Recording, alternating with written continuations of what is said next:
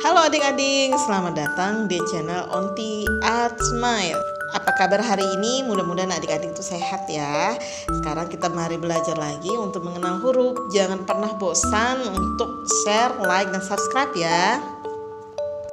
Kali ini kita sudah memasuki part 16. Part 16 itu adanya di huruf P.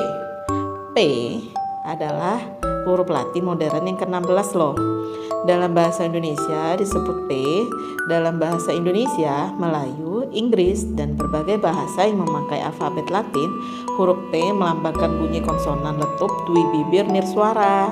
Oh ya adik-adik, dalam bahasa Arab, P tidak ada loh, tapi diubah menjadi fa.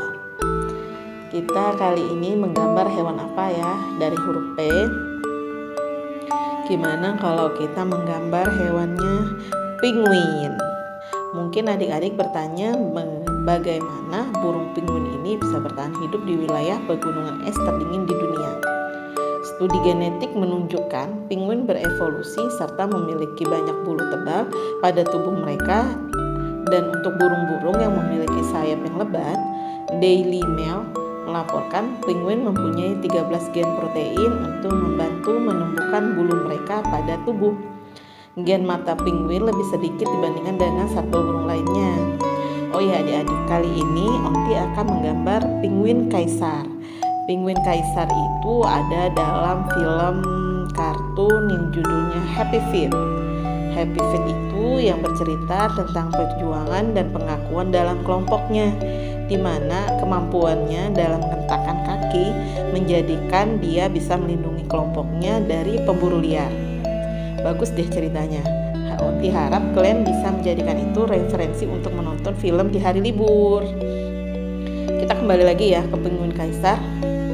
Penguin kaisar yang mempunyai nama Latin Aptenodytes forsteri termasuk jenis yang terbesar di antara famili penguin, yaitu dengan tinggi badan mencapai lebih dari 1 meter dan bobot lebih 35 kg. Sama seperti jenis penguin lainnya, penguin kaisar juga memiliki kaki yang berjaring dan bulu tebal di seluruh tubuhnya yang kedap air, dan merupakan spesies burung yang tidak bisa terbang loh adik-adik.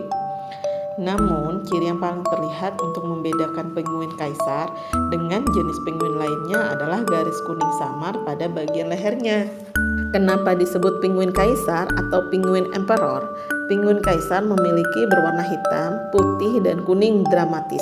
Inilah alasan mengapa burung yang tidak bisa terbang ini dinamakan penguin kaisar. Penguin kaisar menghabiskan sebagian besar musim panas di Antartika dengan menyelam untuk mencari ikan, krustasea, dan krill. Koloni penguin ini berkembang biak selama berbulan-bulan selama musim dingin yang gelap di permukaan lautan es yang padat.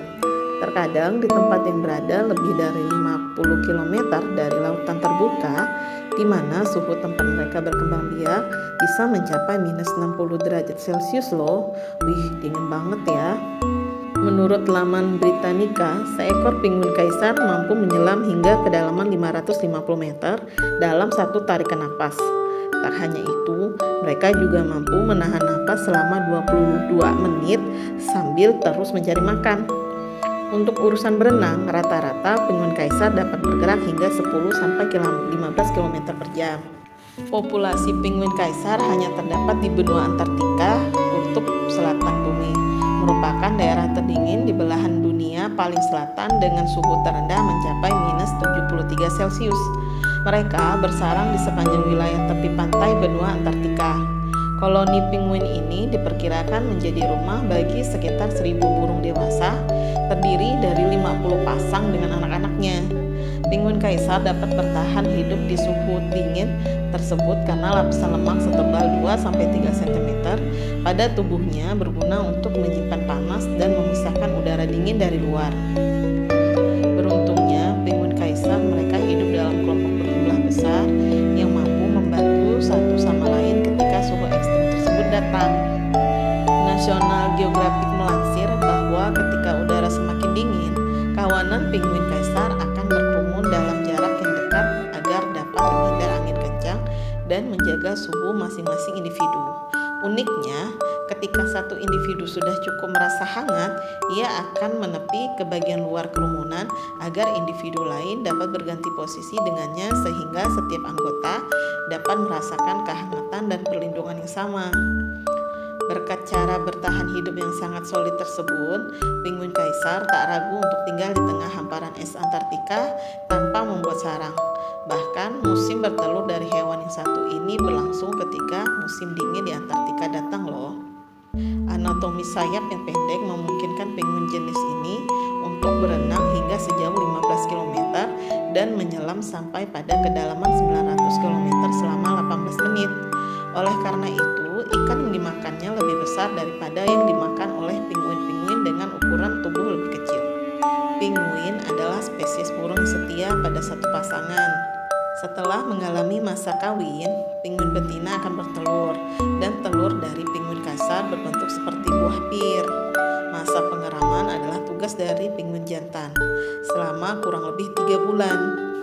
Menariknya, mereka tidak menduduki telurnya seperti kebanyakan burung, melainkan berdiri di atasnya telur akan dierami di atas kaki penguin dan dilindungi oleh bagian bawah perut mereka. Populasi penguin kaisar bergantung pada jumlah ikan yang ada di laut. Jika penangkapan ikan oleh manusia terus dilakukan secara besar-besaran, maka populasi penguin akan dapat berkurang jumlahnya. Secara umum, penguin tidak memiliki banyak musuh.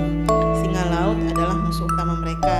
Akan tetapi, dengan kelincahan mereka di dalam air, penguin dapat dengan mudah menghindarnya. Meski punya populasi dalam jumlah besar, saat ini penguin kaisar dan hewan-hewan lain di Antartika sedang menghadapi masalah serius akibat pemanasan global. Bongkahan dan hamparan es yang ada di tempat tinggal mereka semakin menyusut dari tahun ke tahun seiring dengan naiknya suhu bumi. Oke, sampai di sini dulu ya penjelasan Unti tentang penguin. Unti harap kita bisa menghemat energi untuk mempertahankan kelangsungan hewan-hewan yang bergantung pada Antartika. Mudah-mudahan penjelasan Unti tentang penguin bisa menambah referensi kita tentang hewan ya, memberi ilmu dan pengetahuan bahkan wawasan. Seperti biasa, Unti tidak bosan-bosan untuk mengingatkan kalian untuk nge-like, share, dan subscribe ya. Terima kasih sudah menonton video ini. Sampai bertemu lagi di part berikutnya.